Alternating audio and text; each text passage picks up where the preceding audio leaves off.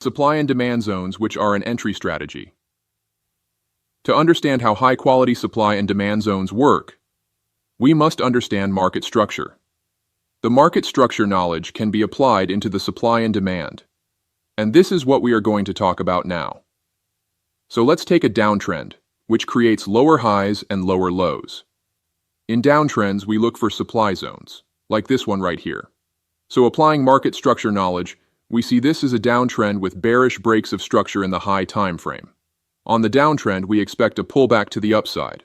And as we have said in the first chapter, the pullback is a low time frame uptrend. So price action creates internal bullish breaks of structure. Knowing we have a supply zone right above, we would expect the pullback to end near the supply zone. So the price rejects down the supply. But pay attention, as most traders would probably just sell short right at the touch. And that can be a viable option. But the highest quality setup is as it follows. After the price hits the supply zone, we wait for the market to break the last low. So essentially, we wait for price to create an internal bearish change of character. We do not place orders yet. As we have said in the first chapter, the change of character is the first big indication of the reversal. But the confirmation of the reversal happens after price pulls again back to the upside. Point where we should be able to recognize that there is another supply zone internally on the lower time frame. Supply zone where smart money places their sell orders, and for price to hit the zone, and continue the confirmed downtrend by breaking structure in the high time frame, essentially making a new high time frame lower low. Now for the demand zones. Considering a high time frame uptrend, so a market structure that goes up, pulls back to the downside, does not break the last lows, and it pushes to break the last high. This bullish break of structure confirms the validity of a demand zone.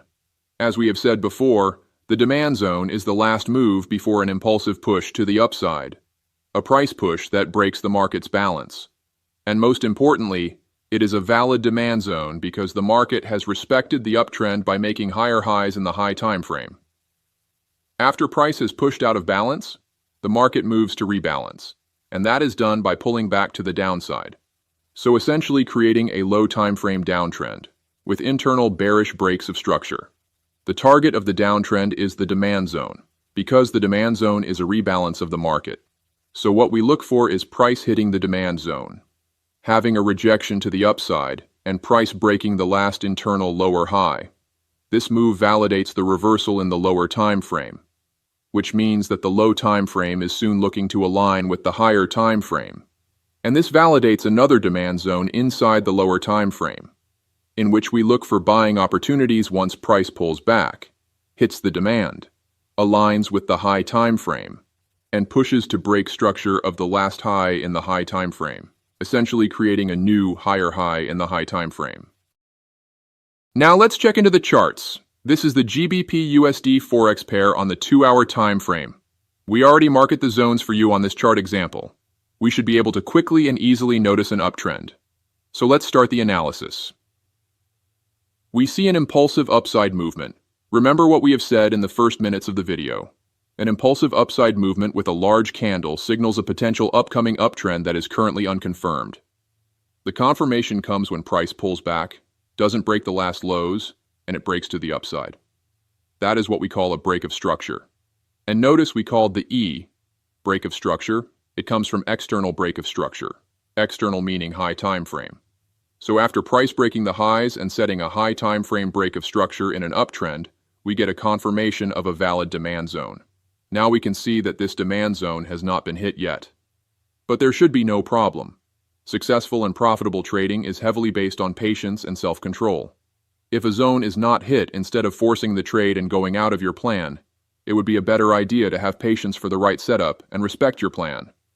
The market has another push to the upside, pull back to the downside, marking a higher low, then a higher high by breaking the last high, and setting another external bullish break of structure. Now in this case, we did not have a good enough demand zone to take into consideration. The reason was mainly of this candle taking the previous lows of the demand zone, making it a risky zone to validate. So we just waited for price to keep repeating the uptrend structure by pulling back to the downside after the significant bullish movement. Then a large candle with increased momentum breaks all the recent low time frame lows and highs. So essentially, it created a low time frame or internal change of character. We are soon going into these zones to explain it in more detail. But first, let's continue the high time frame price action analysis.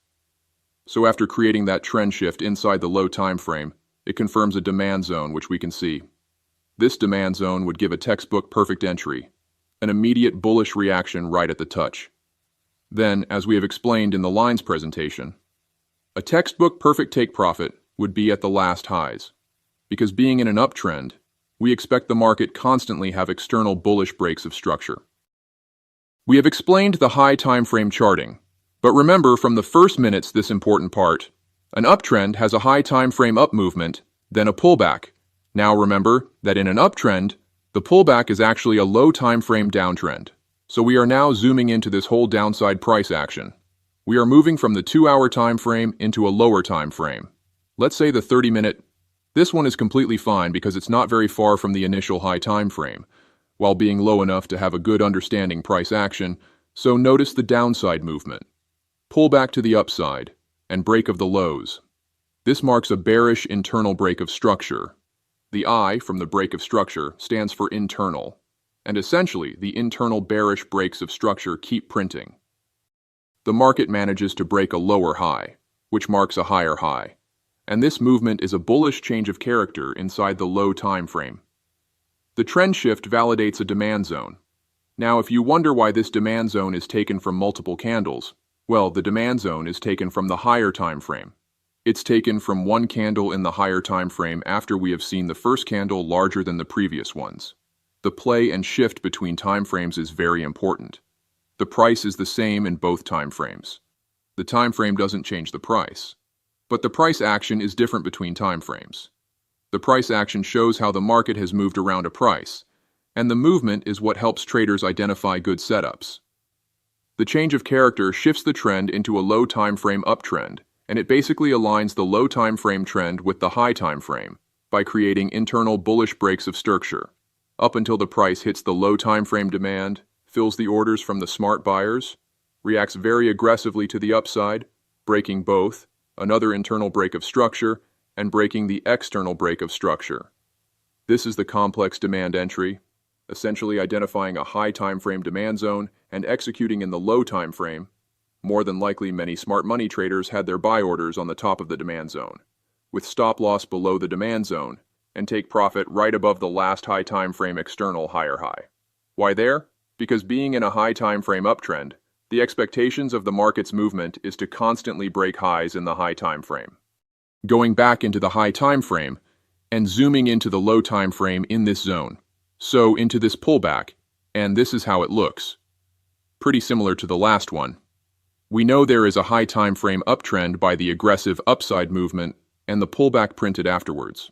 And this is the pullback, which is a low time frame downtrend inside a high time frame uptrend. It works similarly as the last market structure, with internal bearish breaks of structure in the low time frame essentially creating lower lows and lower highs. This structure repeats until the low time frame pushes the price up, breaks the last internal lower high, prints the bullish internal change of character, which validates the demand zone before the push.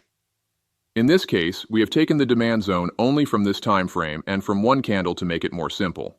But we can even go to a higher or even lower time frame to find an even more quality demand zone. But that is a bit overkill in my opinion. The very complex and advanced concepts are most of the times not worth it, because positives always comes with new negatives. And the negatives of setting a very difficult and complex strategy usually comes with missing a lot of trading opportunities. So anyway, after validating the demand zone, the price slowly trends down, hits the demand zone, gathers liquidity, and pushes the market up. This push can also create a new demand zone, which you can take from the lower or the higher time frame, depending on your preference. The best idea is to not go too far away from the initial time frame where you have made the main analysis on, then the same action as the last one. Low time frame aligns with high time frame and breaks the internal structure, and also the external structure in the high time frame. So it essentially continues the high time frame trend.